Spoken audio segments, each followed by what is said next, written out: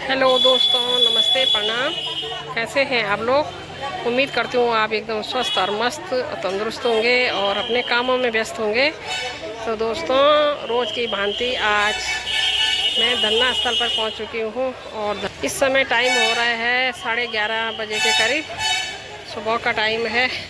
और धरना स्थल है श्रीनगर पीपल चौरी में, रोडवेज बस अड्डा है जहाँ पे उसके बगल में है।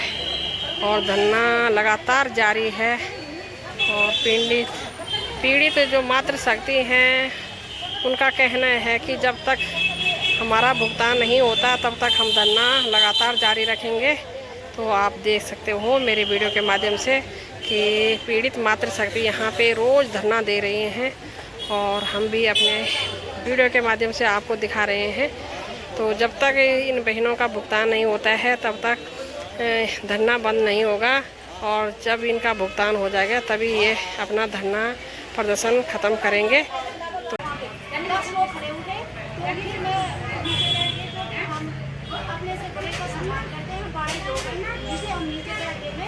मैंने पूछा था कि ये सागा क्यों नाम लिया गया है, तो जब हम यहाँ पे बोले तब उन्होंने बोला कि आप बोलो।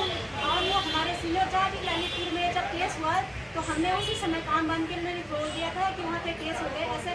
तो जो हमारे सीनियर थे उन्होंने सच में भगवान की कसम खा के बोलते मैं कि उन्होंने बोला हमें कि ये सब सही है, ये समीर अग्रवाल ने कराया हुआ है, ये किसी का नहीं है, तुम बेफिक्र काम करो। जब हमने अर्जी डाली, बड़ी बड़ी अर्जियाँ डाली तो बिस्ट को पूछा कि सर इसमें काम करना है कि नहीं करना है, उनको बोला करना है। आज हम इस स्थिति में है, हमारा जीना मुश्किल हो गया है और हम अब कुछ नहीं रहा हमारे पास। हमने सरकार को कितनी रिक्वेस्ट की, हम डीजीपी साहब को गए, हर थाने में हर जगह भटक रहे हैं, लेकिन उन्होंने हमारी एक नहीं सुनी, किसी प्रशासन नहीं सुन रहा है। और हम आप क्या करेंगे, हम सीधे सीएम आवास में जाके आप फांसी लगाएंगे, बाकी हम कुछ नहीं कर सकते, है ना। लेकिन हम एक नहीं मरेंगे, हम जब मरेंगे तो 4 को मार के जाएंगे, चाहे कुछ भी हो जाए, हमें जेल जा दो, तो बाकी कुछ नहीं चाहिए हमको। असल सम्मान से लोगों का पैसा वापस दो, हमें जो भी सजा देते हैं सजा दो। अगर हमने कुछ गलती की है तो सजा दो हमको, लेकिन सामने तो बताओ कि हो गया क्या चीज़ ये खा गया। जो हमारे बड़े बड़े अचीवर है, देहरादून में बड़े बड़े अचीवर हैं, बड़े बड़े स्टार लगाते थे, मोटिवेट करने आते थे, आज वो छुपे बैठे।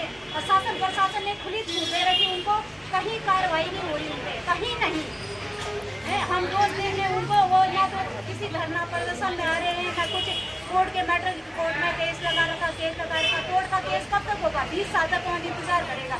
हमारे इसमें स्वयं मुख्यमंत्री जी ने बोला है 5 लोगों की यहाँ पे डेथ हो चुकी है। एक महिला अभी इमरजेंसी में है और 3 महिलाओं के साथ ऐसा केस हो गया है ना। खुद हम अगर हो सके तो मुख्यमंत्री के पास जाएंगे, वहीं पे ये बात को रखेंगे कि क्या केस हो गया। हकीकत मेरे पास प्रूफ भी है उसके, बिल्कुल, है ना, कि क्या केस हो गया। महिलाओं के साथ बोलना मतलब हम बोल भी नहीं सकते मुँह से कि उनके साथ क्या केस हो गया, है ना। बहुत धन्यवाद। तो यहाँ पे महिलाएं किस परेशानी से गुजर रहे हैं, सचमुच में शर्म आनी चाहिए यहाँ के शासन प्रशासन को, जो इस तरह से अपनी महिलाओं को सजा दे रहे हैं बिना गलती की। एक तरफ आप नारी सशक्तिकरण की बात करते हो, दूसरी तरफ आपने उन्हीं नारियों को खून पसीने की गाड़ी चढ़ाई के ठग करके आप लोगों ने सड़कों पे मजबूर कर दिया। बहन आप तेरी जो परेशान हो रही, देखो कुछ लोग सिंगोना वाले हैं कि तुम हंसने की अच्छा, देखो तुम्हें हंसने की आज़ादी है, तुम्हें रोने की आज़ादी है, तुम्हें बोलने की आज़ादी है ना, तुम्हें गुस्सा 24 घंटे उधर रो ना, उम्र उधर रो ना, जो हमारे पास टैग के लिए ना उधर रो ना 24 घंटा। तो आप जरूर टैग बोला ना, जरूर मुख्यमंत्री को महिला सशक्तिकरण के बारे में पता होता तो जो भी जो परेशानी नहीं जो परेशानी हो रही है ना, ये दीदी जो और ये दीदी जो है हमारे भाई जी बहुत मत। और अभी जब मैं यहाँ पे आई तो हमारे सभी माँ बहन बेटियों के आंखों में आंसू थे, वो लगातार परेशान हो रहे हैं। हमारे ग्राहक उनको टॉर्चर कर रहे हैं। मैं ग्राहकों से भी हाथ जोड़कर निवेदन करना चाहूँगी कि आप लोग इस समय अपनी मातृशक्ति का साथ निभाएं यह टॉर्चर का समय नहीं है, ये साथ निभाने का समय है, ये रिश्तेदारी निभाने का समय है, ये इस समय अपने आस पड़ोस निभाने का समय है। वो तुमने कुछ आप बताया नहीं तो तुम्हारे प्रधानमंत्री मुख्यमंत्री लोग तुम्हारे बात करना थे, तुम्हारे आस पड़ोस लोग, तुम्हारे रिश्तेदार लोग, तुम्हारे ये बेट पर लोग है ना, ये रिश्तेदारी निभाना समय छो और तुम लोग इन तरह से टॉर्चर करना पैसा तो नहीं आ रू। अगर कोई कुछ भी बोले तो पैसे देते वो मनुष्य से बढ़कर पीछा नहीं हो है ना, तो तुम लोग इनको परेशान कर रहे हो, ये उचित बात नहीं है।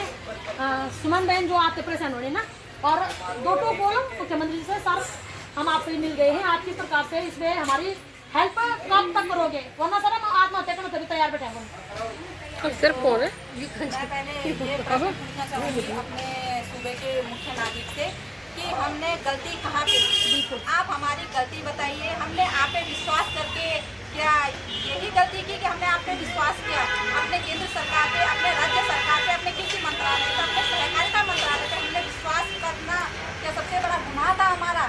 आज हम किस चीज़ की सजा पा रहे हैं, आज हमें आप हमसे मिलिए, आप हमें बताइए कि हम किस चीज़ की आप हमें सजा दे रहे हैं। क्योंकि कई लोग हैं कमेंट में भी गलत कर रहे हैं कि मोटा कमीशन खाया, बाहर देश गए, चाहे कहीं भी गए तभी जब ये योजना हमारे उत्तराखंड में आई। बिना योजना के तो हम अपने आप तो उड़ के गए नहीं। जब ये योजना आपके द्वारा हमारे राज्य में, हमारे देश में लागू हुई तभी जाके हम बाहर देश गए। हमने मोटा कमीशन खाया, चाहे हमने थोड़ा कमीशन खाया, लेकिन तभी खाया जब ये योजना आप हमारे राज्य में, हमारे देश में लेके आए, है ना। चाहे कुछ भी हो, कोई भी छोटी से छोटी भी अगर कोई भी संस्था खुलती है या कुछ भी खुलता है तो बिना परमिशन के कुछ भी नहीं खुल सकता है, बिना लाइसेंस के कुछ भी नहीं चलता है, बिना रजिस्ट्रेशन के, बिना पंजीकृत संख्या के हम कुछ भी अपना डिपार्टमेंट नहीं खोल सकते हैं। ये परमिशन आपने ही ठगों को हमारे देश में, हमारे राज्य में खोलने की दी है और हमें लूटने की दी है। तो मैं अपने मुख्यमंत्री जी से पूछना चाहूँगी कि हमने क्या गलती की, आप हमारी गलती बताएं। आज हम तिल तिल करके मर रहे हैं, सब लोग हमको परेशान कर रहे हैं, सब बोल रहे हैं कि हमारा पैसा लाओ। अब उनका जो हमने उनको समय दिया था वो भी पूरा हो गया है, हमने उनको लास्ट जून और जुलाई बता रखा है। तो मैं अपने मंत्री जी से पूछना चाहूँगी कि आप हमारे समस्या का समाधान कब तक करेंगे। 11 जून को हम आपसे मिलने आए थे देहरादून, तो तब आपने कहा था कि हाँ मैं महिलाओं के दुख से दुखी हूँ, मैं उनकी हेल्प करना चाहता हूँ, उनकी मदद करना चाहता हूँ। तो मुख्यमंत्री से मेरा निवेदन है कि जल्द से जल्द आप अपने शब्दों पे अमल करें।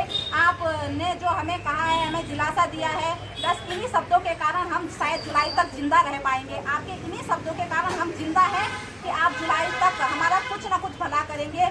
11 जुलाई से पहले अगर आप कुछ जो इमरजेंसी फंड है, राहत कोष है, उसके द्वारा हमारा भुगतान करने की कृपा कीजिएगा। हम लास्ट हमारा बस यही आपके शब्दों के कारण जिंदा है, क्योंकि हमने अब लास्ट बार है ये आप पे विश्वास करने का। नहीं तो जितने भी लोग हमारे पीछे पड़े हैं हम उनको भी लेकर और खुद भी आकर आपके आवास में आके अपने को फांसी दे देंगे या अपनी आत्मदाह कर लेंगे, जिसकी पूर्ण जिम्मेदारी आपकी होगी। हमने आपको बहुत मौके दे दिए हैं, शायद इतना मौके हमें जो हमारे मेंबर हैं वो भी नहीं दे रहे हैं, वो भी अब हमें लास्ट वार्निंग दे के हमें छोड़ रखा है कि जुलाई आपने लास्ट बोल रखा है, जुलाई के बाद हमें कोई भी छोड़ने वाला नहीं है। सब हमारे घरों में आ रहे हैं, सब हमको धमकी दे रहे हैं कि तुम्हारा बहुत हो गया, तुम बहुत झूठ बोल रहे हो, हमें घुमा रहे हो, हम किस किस को जवाब दें। तो मुख्यमंत्री जी से मेरा हाथ जोड़ के यही निवेदन है कि जल्द से जल्द अपने शब्दों पे अमल करें। हमारे जो हित हैं, जो आपके राज्य का हित है, जो आपका दायित्व है, इसको पूर्ण करें जल्द से जल्द। नहीं तो महिलाओं का बहुत ही उग्र रूप आपको देखना पड़ सकता है। लेकिन मुझे पूर्ण विश्वास है कि हमारे मुख्यमंत्री जी इस हद तक नहीं होने देंगे, बात को यहीं पे कंट्रोल कर देंगे। तो जल्द से जल्द हम लोगों का भुगतान करने की कृपा करें। धन्यवाद। तो यहाँ पे इस प्रकार से मुख्यमंत्री जी थे और केंद्र सरकार से क्या मांग करना जो प्रॉब्लम आप होनी ना, तो ये तो आप वो हो गई ना, जो आपके प्रॉब्लम जो है वो बताओ आप जो प्रॉब्लम जो है। हमें बहुत ज़्यादा दिक्कतें आ रही हैं, बहुत ज़्यादा परेशानी हो रही है, क्योंकि लोग हमें जहाँ पर भी मिल रहे हैं वहीं पर टोक रहे हैं हमारे पैसे को। लेकिन हम पैसे कहाँ से देंगे? उन लोगों ने जो हमें पैसे देते वो तो हम ब्रांच में जमा करते थे, हमें तो इसके बारे में जानकारी भी नहीं थी इतनी। हम तो सारे पैसे ब्रांच में देते थे, कम से कम आपके पास 1,15,000 रुपये देके जाती थी और बैंक में जमा करती थी, क्योंकि हमें ये लगता था कि ब्रांच में यहाँ पर ब्रांच में मैं जमा करती थी। और FD मैंने यहाँ पर 3 लाख के 10,000 की FD ध्यान रखी है, तो वो भी मैं ब्रांच में जमा करती थी। तो इस प्रकार से आप लोग हमें घर घर आके भी, और जैसे हम बाहर निकल रहे हैं तो बाहर कर दीजिए, बताओ हमारे पैसे कब हो गए, या चाहे आप कुछ करो, अपना घर तुम चाहे दूर पे ढालो या मतलब अपने गहने बेचो, पर हमारे पैसे दो। लोग हमें बहुत परेशान कर रहे हैं। तो मेरी मुख्यमंत्री जी से यही मैं ये निवेदन करती हूँ कि जल्द से जल्द आप कुछ भी करके हमारा पैसा वापस कर दीजिए। आपसे हमारी यही रिक्वेस्ट है, आपसे हम यही उम्मीद, आपसे हमारी पूरी उम्मीद है कि हमारे मुख्यमंत्री हमारी हम सभी मातृशक्ति की पुकार सुनें और हम लोगों का दर्द समझें और हमारा पैसा भी आप वापस करें। आप हमारा साथ प्रार्थना है, निवेदन है। और मैं इतना ही कहना चाहती हूँ कि यहाँ पर सारी जितनी भी मातृशक्ति, कोई परेशान है, कोई बीमार हो रहा है, कोई हॉस्पिटल में है, कोई टेंशन में है, कई लोग हैं यहाँ पर मेंटल हो रहे हैं। तो इस प्रकार से मैं मुख्यमंत्री से गुजारिश करती हूँ कि प्लीज़ हाथ जोड़ के आपसे विनती है कि मातृशक्ति का साथ दीजिए और उनका पैसा वापस लौटा दीजिए प्लीज़। और जितने भी जो भी ये हमारे गुनहगार हैं, GSP जी है, मैं तो मेरा सबसे पहले यही है कि उसको हमारे सामने लाओ। हमारी सरकार कर क्या रही है, अभी तक हमारी सरकार क्या कर रही है? अभी तक GSP अंडरग्राउंड हो रखा है, अभी तक हमारे सामने नहीं आया है।